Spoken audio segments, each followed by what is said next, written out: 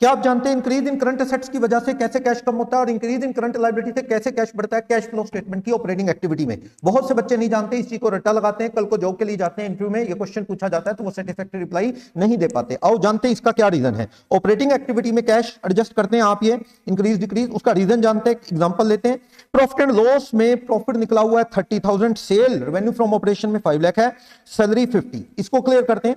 Balance sheet को compare करें तो इंक्रीज इन डेटर कितना है 10,000, आप इसे ऑपरेटिंग एक्टिविटी में क्या कर देते हैं less. Increase in current liability outstanding salary, इसे क्या कर देते हैं 4,000 ऐड। इसका रीजन क्या है? ये जो ऐड लेस हुआ है, what's the reason? Operating activity क्या होता है? कैश जो प्रॉफिट आया बिजनेस की ऑपरेटिंग एक्टिविटी से, क्या ये 30,000 कैश प्रॉफिट होता है? नहीं।